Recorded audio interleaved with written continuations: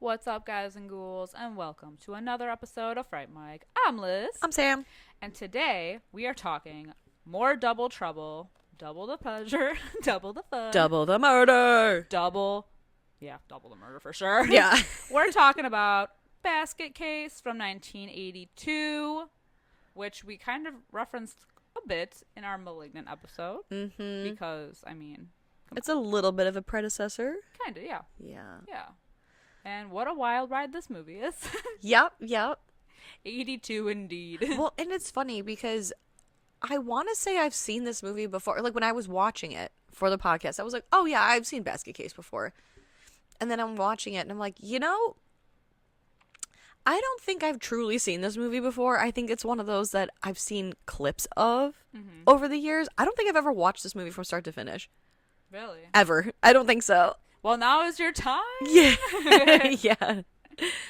Yeah, it's by Frank Henenlotter, who did such fare as Brain Damage, Basket Case 1, 2, and 3. Yeah, of course. And, of course, the almighty Frankenhooker. Of course. Frankenhooker supremacy. Which I'm a big fan of, so. Yes. Because it's just wacky good fun. It's funny that he did Brain Damage because I think that was what I was thinking of when I thought of this movie. Because I watched Brain Damage with you. Yeah. Here. Yeah, your house. Yeah. Yeah. Mm-hmm. Did you watch Frankenhooker with me for the first time? No, yeah. Okay, you'd already seen it. Yeah. They're just wacky, fun movies. Really bizarre. Yeah. Really bizarre shit, especially this one. I haven't seen 2 and 3, so I don't know how those are, but yeah.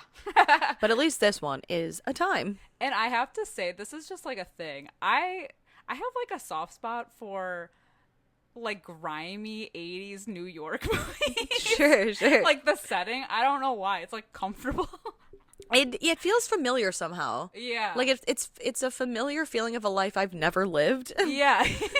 But almost like I feel like when It's we real were, though. It feels is real. And I feel like a lot of the sitcoms that we watched growing up were set in Like New York. places like this. Yeah. Like I don't know why Seinfeld feels like this exists in this world for some reason. Yeah. No, it does. Right? Like just grimy. Yeah. All the bad parts of town. Totally. And yet they're comfortable.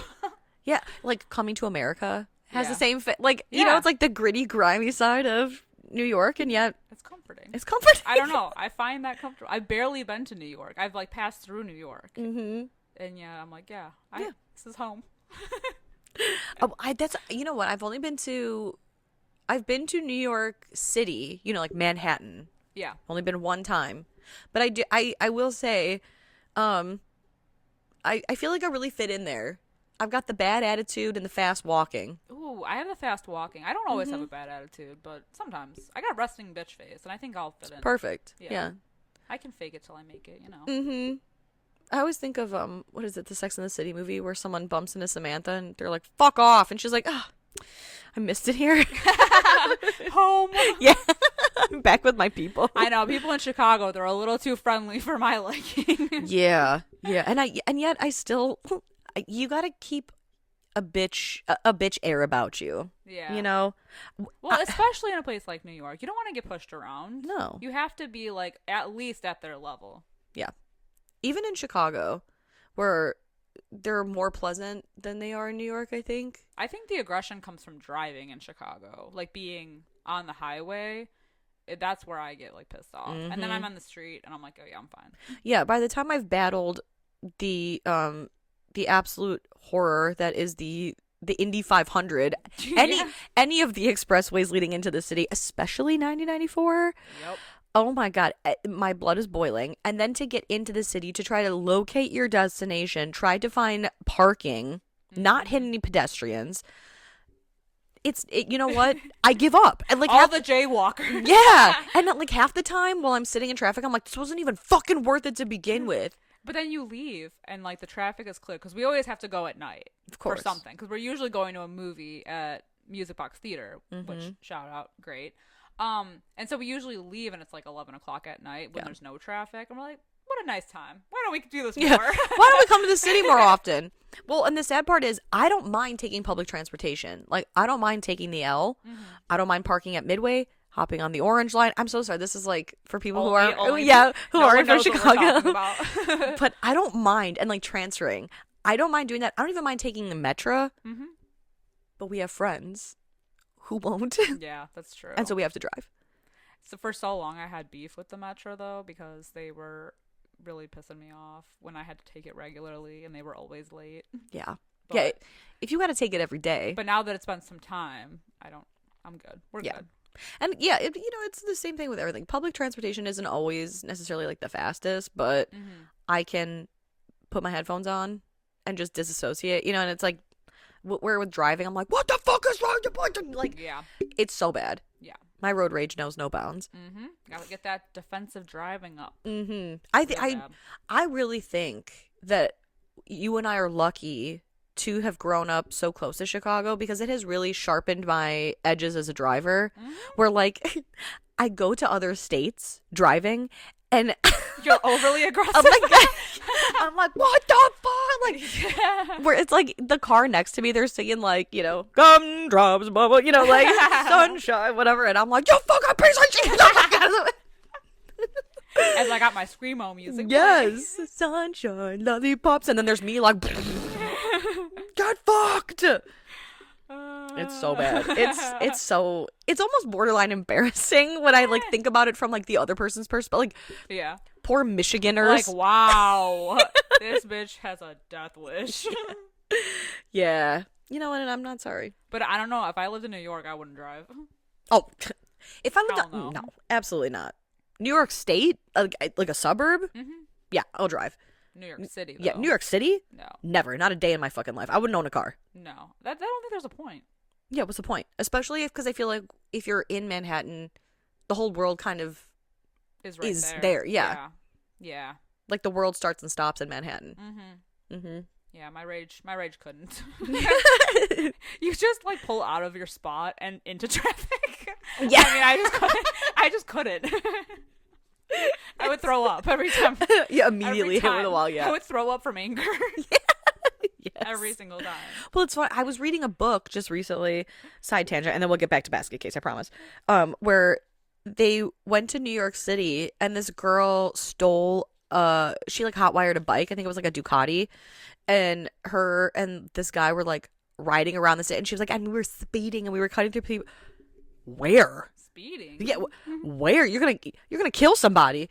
I feel like you could just go get by like idling if you're driving in the city. And they were like, and the cops were chasing us. You said Manhattan. You said New York City. New York. I don't believe you. I don't think so. And I mean, probably. Sure, that could happen. But from what I experienced, no. Where are you going? Yeah. There's no chase happening. I mean, if this is a Fast and the Furious, I'm not going down this road again. But we're going to be driving on the sides of buildings. Fast and Furious New York drift. Yeah, there is no drift. You're in traffic. Oh, Fast and Furious gridlocked. Honestly, it would like Slow and Furious. Slow and furious. Going nowhere and furious. Yeah. Going nowhere fast. Yeah. Going nowhere fast and furious. Whoa. Call me. Okay. Call me, producer. God damn it. I got it. It's going to be the most boring Fast and the Furious movie ever. We're not even going to move. Nowhere. Oh, and the bad guys just shout from like behind them, like, when this traffic clears, we'll get you. But when that day comes, yeah. You got a hot dog vendor on the corner who's like hiding guns in there, like. Yes. That would be okay. Honestly, okay. I'm telling you, I got a creative mind. Yeah. If only I could use it. I'm gonna kiss that big beautiful brain. Yes, please hire me. Hire me for your next feature. Please do. Ugh. So Basket Case. Grimy New York comfort. Grimy New York comfort. Just the best. It just feels so real. Like the manager of this hotel feels like a real person. Yeah. He's a fat piece of shit. Yeah, just like, what do you want? He looks like somebody too. I feel like he looks like somebody I know. Yeah, maybe. Yeah, right? I can't quite put my finger on it, but he looks like somebody I know. I kept thinking that the whole movie. I was like, I know this person. It's crazy that this was Frank Henenlotter's first feature, and then what came after was just even more craziness. Yeah. God. It's kind of like Peter Jackson, you know? You've got Brain Dead. Lord of the Rings. You've got like Basket Case, Frank Henenlotter. Very same trajectories. What a comparison. Yeah, very similar trajectories. Yeah. This one is just like crazy fun, like creature-y moments, whereas, I mean, everything is just thrown out the window in Frankenhooker. Totally. And we've covered Frankenhooker, so like, one of the best days of my life. Flying limbs. Truly changed. Truly a changed woman. God. But this one starts off with Dr. Lifflander. These names. Goof-ass names. Who is coming home one evening and hears strange noises and ends up getting attacked in his home rather violently. I feel like, did we just make an entire enemy out of New York? I hope not. I mean, I've never been there, but I do want to go there. I'm just sitting here thinking about that. I'm like, I think we've deeply offended so many people. Yeah, what the fuck do I know? I've been there one time and I'm like, oh, and the traffic, right? Where are you going? I will say that Chicago also has bad traffic, so it's fine. Yeah, so I just like to... I'm telling you, I can relate. I'd like to begin my 3-part apology by saying that I really enjoyed my time in New York, and I would like to go back, and I hope you will welcome me. Please accept me when the time comes. Yes. I meant no harm. It was all in good fun. Anyway, yeah, Dr. Lifflander dies. Anyway, back to Dr. Lifflander and his shit. Yeah, whoops-a-daisy. Yeah, he gets killed. Yeah, and then we are met with Dwayne Bradley, who has just arrived in New York City with the world's largest basket and even larger hair. Very large hair. He does have a lot of hair. Yeah, like if you thought Gretchen Wieners her hair was full of secrets, this guy is keeping it's like the Alexandria Library. Yeah, up in there. He's just hauling that thing through the town. Mm-hmm. He finds a sleazy hotel, $20 a night. Honestly, a steal. Yeah. And then he goes, well, he's got his basket. He pays in cash, by the way, and everybody is licking their chops and looking at that big wad of cash. Yeah, well, I don't know why he pulled that out. Because he's an idiot. Not into a place that looks like you need a tetanus shot afterwards. Mm-hmm. But, well, and especially you're storing your little creature man, your twin, in a basket, and you're walking around looking like fucking Little Red Riding Hood. Mm-hmm. You couldn't find anything cooler? Well, and it's like padlocked. Yeah. So, I mean, like, extra suspicious. Mm-hmm. And they even look at him. They're like, what the hell's in the basket? Yeah. What does he say, too? He says something. I'm like, what's in the basket? I don't remember what he says. I don't know. But he's like, don't worry about it. Yeah. My thing. Oh, does he say, like, my things? My things. Something like that. Who cares? Yeah. Yeah. But he drops the basket off, and then he exits to go get the world's largest bag of burgers. Mm-hmm. So many burgers. Yeah. And this thing eats like me.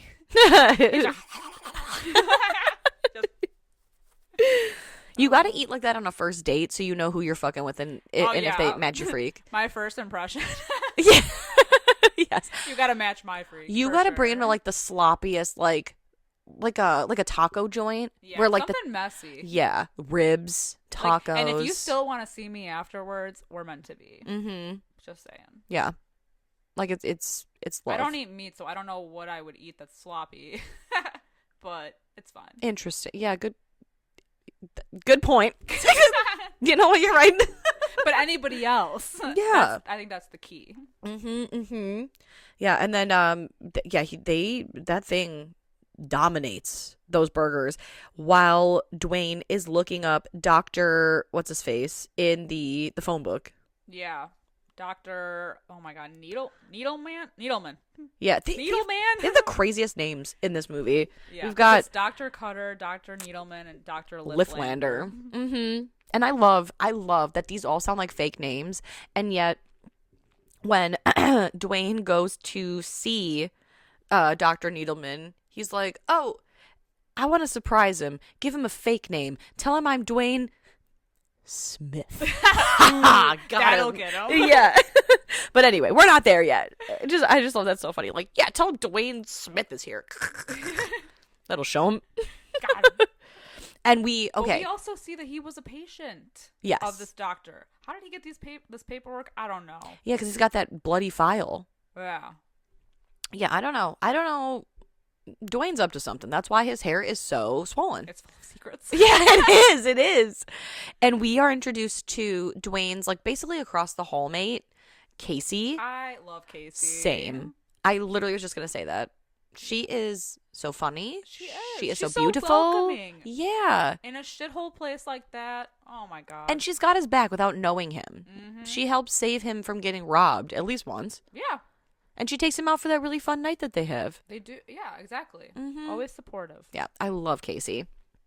So he goes to see Dr. Needleman, who has the craziest receptionist, Sharon. Yeah. Who has the most obvious wig on. Yeah. Yeah. Something else full of secrets. It's a lot. It's a lot going on. She's just so great, though. She is all over the place. I like that she's like, oh, do you have an appointment? And he's like, no. And the waiting room's like literally empty. And she's like, oh, well, what a coincidence. It's appointment only and we have one right now. Never happened. Could never happen now. No, now you call and they're like, oh, yeah, the doctor can see you in November. Yeah. It's March. 9 months. Yeah, exactly. Okay. It's so true. Yeah. I've also been hit. I've never up until this year, or actually it was late last year. Normally when you call a doctor, you say, like, at least me, I'm always courteous and I say, hi, I was hoping to make an appointment. Is the doctor accepting new patients? Up until last year, I've always been hit with a yes. No? Last year? Yeah, I'm looking for a new, like, regular, general doctor or whatever, a new DO. And I called my uncles and I was like, hi, I'm a new patient looking to make an appointment. And she goes, we're not taking new patients. Hangs up. That happened to me too. The fuck? Too many people, not enough doctors. It's insane. Yeah. And also rude. Yeah. Say, rejected. Oh, I'm so sorry. Yeah, literally. Sorry, we're not taking new. Or she said, not taking new patients. Hangs up. Doesn't say sorry. Doesn't say goodbye. Yeah, that's true. Wow. And you can't get an appointment once you do get in. So yeah. So this is like an anomaly. Right. This is wonderful. Also shows what a shit doctor he is. Yeah. I mean, the office doesn't look great anyway. Yeah. Yeah. So there's that too. And it is interesting because Dr. Needleman he gets a good look at Dwayne and sees that there are scars all up his side. Yeah. And he's suspicious. He recognizes them. He's like, oh, I've seen those before. Mm-hmm. He says, I recognize that surgery. Yeah. Mm-hmm. Exactly. I know. I also love that. So Needleman calls Dr. Cutter. Yes. And me, being an asshole, I assumed all of these doctors were male. So then it cuts to the scene with, like, there's a man and a woman having dinner together. Mm-hmm. And I was like, wow, that guy looks young to be a doctor. Yeah. And the doctor's the woman. I was like, wow. I love her, though, too, because, like, he's calling and he's all paranoid. And she's like, man, get out of here. I don't know you. I don't know this kid. Like, I don't know any of you people. Yeah. Now leave me alone. I want to fuck this guy. I want to wine and dine him. Wine, dine, 69. Exactly. Yeah. She basically is like, yeah. Get off my back. It's after 5 p.m. You do not exist to me. Don't call here. Exactly. I need that energy. Yes, I know. Enjoy the podcast, like what you hear, and you want to hear more? Well, you're in luck. We have a Patreon. That's right. If you don't know, we talk about new movies on our Patreon. We do monthly rewinds so that way you can find out what we are watching between our main episodes. Sometimes we craft spooky cocktails to match our theme of the month and watch parties galore. So much fun over there. Head over to patreon.com/Fright Mic podcast to check that out. Again, if you want to hang out with us a little bit more, then support us over on patreon.com/Fright Mic podcast. And we'll love you forever. Okay, bye.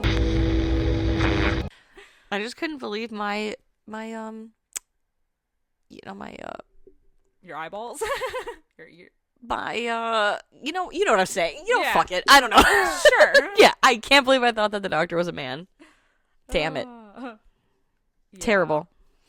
But then they go to a movie. Yeah.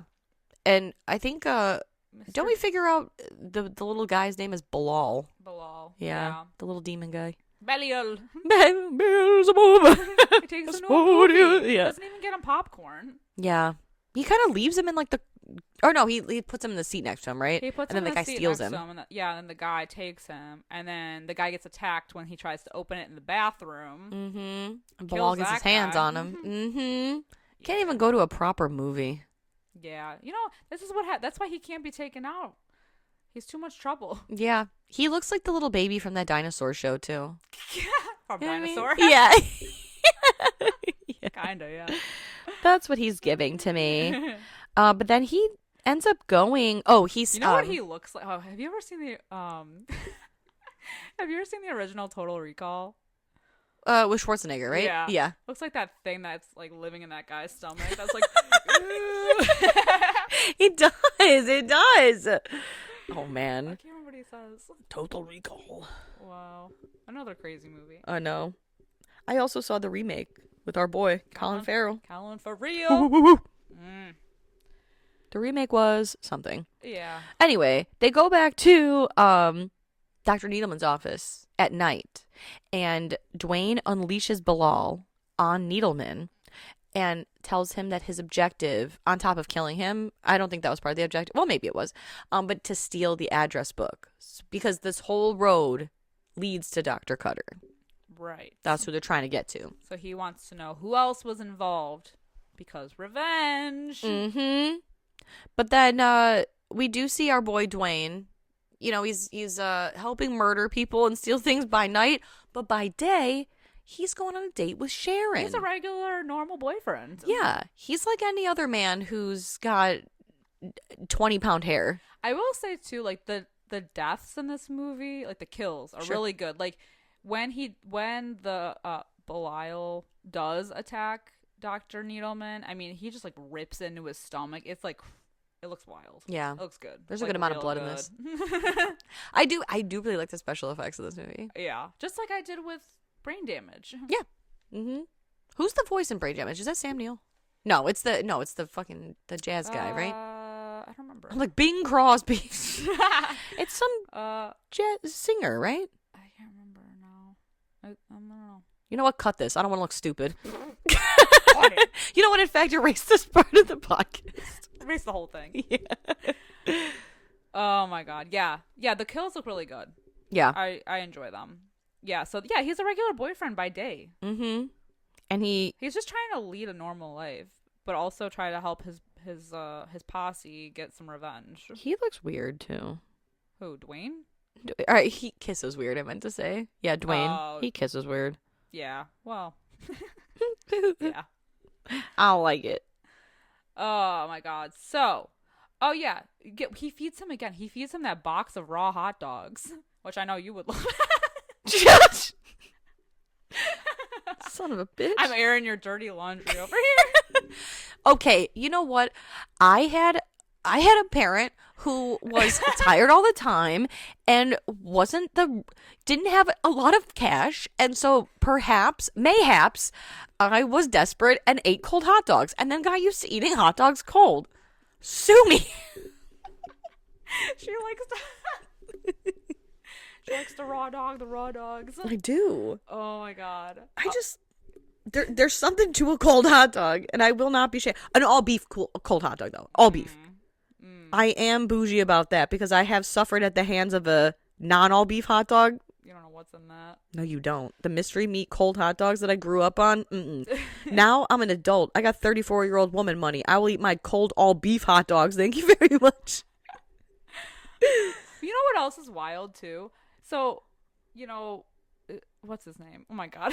Who, Dwayne? Dwayne's on his date, and mind you, this is I would assume their first date. Yeah. Maybe second. Based on the way that he opens his mouth to kiss her, which it bothers me it's like if he like it's a little too like the mouth is a little too open. Yeah. And she's like, there's just something about you, Dwayne. You're different. You just met him. Yeah, you've known him for 30 minutes now? Maybe not even a full day. Yeah, not even 24 hours. He is weird, if that's what you mean. But yeah. She's like, I like you. You're different. He's got that big hair. You got a big mouth. Yeah, you got a big mouth.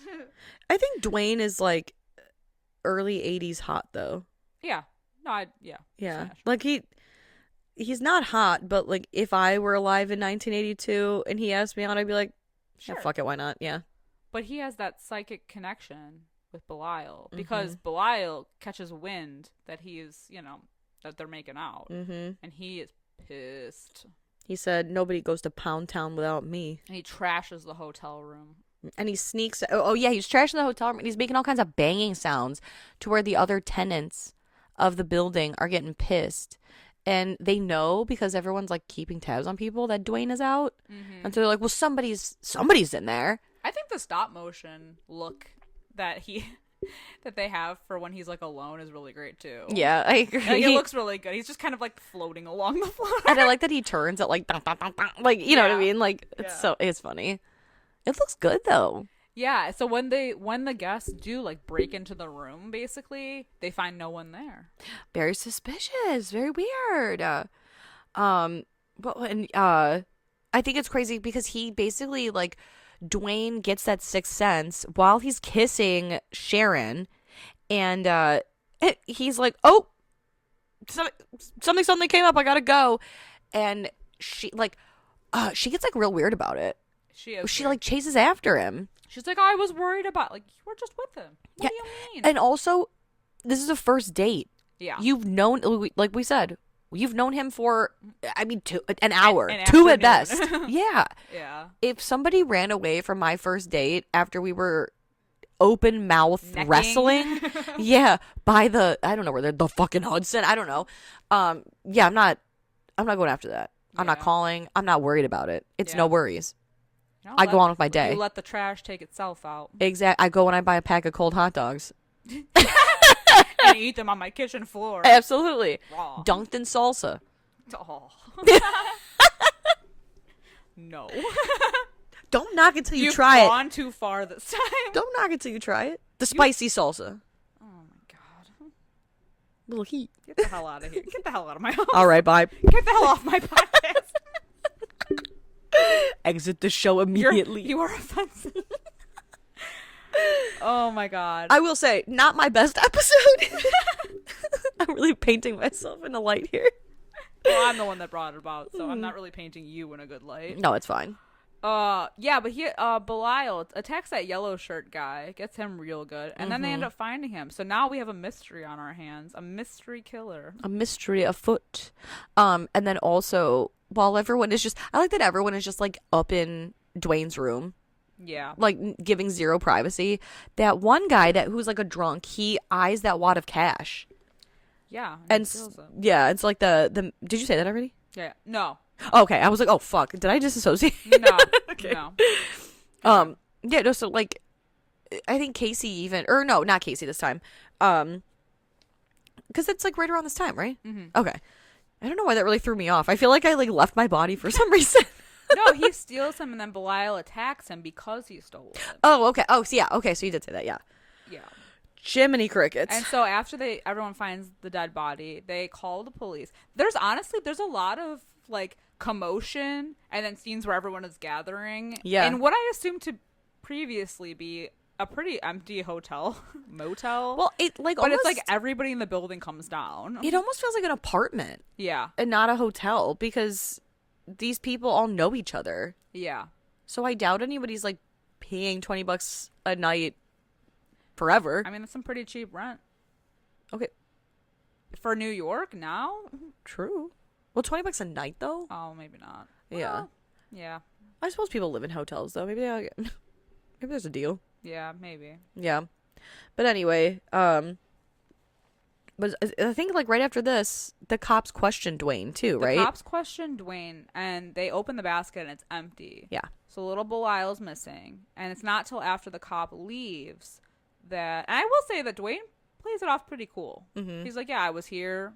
She can attest that I was with her the entire afternoon. Mm-hmm. Yeah, so it's all good. All is well. Mm-hmm. And little Belial, he's hiding in the toilet. Yeah. Yeah. Yeah, he is. And then we get this like heavy backstory. So that night, Dwayne is like at his wit's end. He's like, I'm tired of this shit.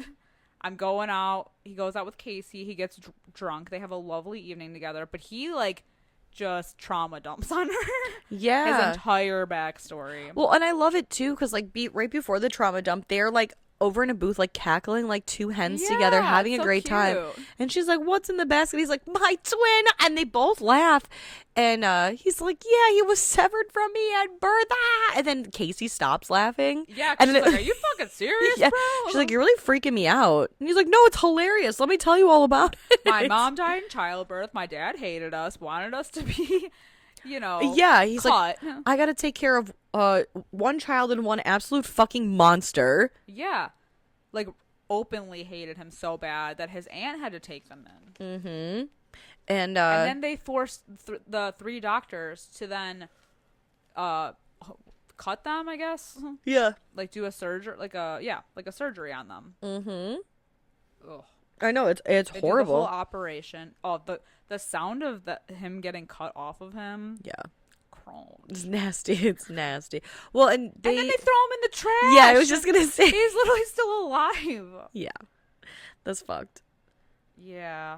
So he exacts his revenge immediately by killing the dad and cutting him in half. And that's what's up. In a great kill. Yeah, it is a really great kill. I love it. It's fantastic. How did that little garbage pail kid set that shit up like that? Yeah. I don't know. It's great though. He's real crafty. I don't know. Mm-hmm. It is what it is. And then who's the woman? Is that their aunt? Where she's like, oh, yeah, I'm here to take care of you. Yeah, like I know what happened. I know what you are, and I know what you've done. And don't worry, I'll protect you and I'll take care of you. And I mean, all the way up until she dies. Yeah, basically, she's a real one. Mm-hmm. So Dwayne passes out because drunk. So Casey helps him to bed. She goes back to her room and she finds Belial there sniffing her panties. Of course. And she screams and runs like the Dickens, man. And the whole building once again comes to her rescue, comes to her aid, comes to see what all the fuss is about. And well, it's funny too because before Casey, like, what a good person, because he's like, I'm literally fine, and she is falling, and so she goes to put him to bed. She does chance a peek in the basket though. Yep. I mean, come on, the guy's walking around with his basket. Yeah, it is a little strange. I'm curious. Yeah, but again, like when the hotel manager comes to check the room, there's nothing there. Yeah. And so Casey ends up staying with another one of the hotel tenants. Like she's not going back in her room. Yeah. And finally, because Dwayne goes to see Dr. Cutter with Bilal, I don't even know. Am I saying that right? Belial. I've heard it both ways. I don't know. Sure. The little baby. He ends up killing Dr. Cutter. Yeah, because scalpels. She's a veterinarian of all things. She's not even a regular doctor. Yeah, she's not. What are they? An MD? Yeah. Yeah, she's a vet. And he's like, yeah, my cat's real sick, and I mean, she like gives it to him a little bit though. Like she's a bitch to him. Yeah. But she does go down easy. She goes down. Yeah. She wasn't a big bad wolf after all. She gets a scalpel to the face. Yeah. Yikes. And our loyal gal Sharon comes back to Dwayne and confides in him. You've been distant. She's dickmatized by a dick she never even had. Seriously, though. Dwayne is not that hot. No. Like in the 1982, who did we have? Like, Harry Hamlin was around, right? Yeah. He was hot. Yeah. Dwayne? Dwayne? You're dickmatized by Dwayne? They had a connection. We just didn't see it unfold on screen. Right? Was Patrick Swayze popular around this time? The Sways? The Sways? And you're going to go with Dwayne? Well, Hey, whatever, man. There's a lot of people that I love who are unattainable celebrities. True. So, it's fine. That's fair. It is what it is. That's fair. She is clingy. Well, they finally fool around, and then but it's like he has to know, because he has this psychic connection. They start fooling around. Belial knows. He's up in arms again. But it's like, it's weird. You think Dwayne would be a little bit more cautious about that? Okay, I think I'm confused by this, because I think Dwayne is at his house. Dwayne's in the hotel, and he's dreaming that he's running naked down the street, and he's running to Sharon's house and they start having sex. But when Dwayne wakes up, he realizes that he wasn't dreaming, that he was seeing Belial, whatever. Yeah. And so then he goes to Sharon's house. Yeah. But Sharon's already dead because Belial has killed him. Yes. Or her. Yeah. Belial has killed her. Yes. After assaulting her. Yeah. Wonderful. Perfect. And Dwayne gets very upset, as he should, like, because they're back at Dwayne's now. Or no, are they at Sharon's? No, they're at the hotel. No, they're back at the hotel because Dwayne ends up fighting Belial because he's like, man, I've had enough. Losing his shit. Losing his mind. And he gets... Is it Belial? Yeah, Belial grabs him by the nuts. Mm-hmm. Yep, and lifts him up. And they, like, fly out the window and die. Yeah. So, like... Allegedly. They're hanging from the hotel sign, right? And Bilal's kind of like stuck, but like Dwayne is hanging and something's choking him, so he ends up basically like hanging himself. Yeah. And then they fall and go splat. Yeah. And I did, because I know how fucking horror movies work. Before I finished my notes, like, and then they die, I was like, or do they? But then the credits started rolling, and I was like, oh, okay. I have a fun fact about the credits. Okay. So this movie was done on like no budget. Apparently, the director, Frank Henenlotter, he said that that wad of cash that Dwayne had was like the budget for the movie. Stop. If you can believe it. But I think it's still crazy because I think the effects are still really good. But apparently, because of their low budget, they had like barely anybody working on this movie. So in the credits, they just made up names to make it look longer. Up. Because they didn't have that many people. So like the credits would have been like a couple, like not even a minute. So like most of the names in the credits are like made up. Dwayne Smith. Yeah. Dwayne Smith boom mic. Yeah. So like, you know, it is what it is. I think it's a scrappy little movie. I do too. I watched this with my husband Luke. We both. He said he was sure that he had seen it once before a long time ago, and I was like, yeah, I've seen this before. And as we're watching it, I was like, I don't think I've ever seen this before. And he was like, yeah, I don't remember much of it. And then he kept falling asleep. But I remember as it was over, I was like, well, now that was fun. Now that was a time. Yeah, it is like it's a scrappy movie. I like that word. Yeah, scrappy little movie, and I enjoyed it. Yeah, it was a good time. Yeah, I laughed. Yeah, exactly. I laughed, and I enjoyed Casey very much. I love Casey, and I'm still convinced that the hotel manager is somebody that I know. I mean, not him, but like we've all met I this look hotel like manager. Yeah, I know somebody that looks like him. Oh yeah, for sure, for sure. Yeah. Yeah. I just realized we never did the scores. No, we did not. So this movie has a 6.2 out of 10 on IMDb. You guys, this movie has a 78% on Rotten Tomatoes. 78. That's pretty surprising, actually. But it did spawn 2 other movies, so, you know. And maybe one day I will watch those other movies. Mm-hmm. Maybe. Yeah. Maybe one day. More shenanigans. Yeah. So clearly they didn't die. Or there's multiple cases of baskets. Maybe. Basket cases. Maybe. Yeah. Maybe. The case of the basket. Mayhaps. Mm-hmm. It's hard to rate this movie because it's like obviously so low budget. Like it's not like the best, but I still like enjoyed it. So I'll give it a 3 out of 5. I was also gonna say I'm torn between like a 2.5 and a 3 out of 5 because I think. You know what? I'm going to say 3 out of 5 because I did laugh a lot. I enjoyed it. I think it's a fun movie. I think it's a funny movie. Oddly comforting. Oddly comforting. That sense of familiarity. But more so for being on a shoestring budget. The gore and the effects are so really good. Up there. Yeah, especially for being from what 1982. Mm-hmm. Yeah, good stuff. I'm impressed. Yeah, you know what? We've been saying that this whole time. Like. It feels so comfortable and familiar. Like I've barely been to New York. Yeah, same. Yeah. So I can't even say that. It just reminds me of other things that are comforting from childhood that are probably set in New York. Yeah, that's true. And like I said, I feel like it's like not polished New York. Right. It's like Coming to America, New York. Yeah, exactly. You know? Exactly. Which I love Coming to America. Mm-hmm. My God. Yeah. That's one of those movies that I grew up like it was just anytime it was on TV growing up, we were watching it. Yeah. Yeah. I love movies like that. Me too. Oh my God. So anyway, let us know if you guys have seen Basket Case, what you think about it. Have you seen the other 2 Basket Cases? Are they good? Should we check them out? Hit us up in our Discord at Fright Mic Podcast. You can find us on all social media platforms, so go follow us at Fright Mic Podcast there. And if you have a few minutes after the show, you wouldn't mind giving us a 5-star rating and review wherever you are listening. We would really, really appreciate that. And until next time, I'm Liz. I'm Sam. Rest in peace.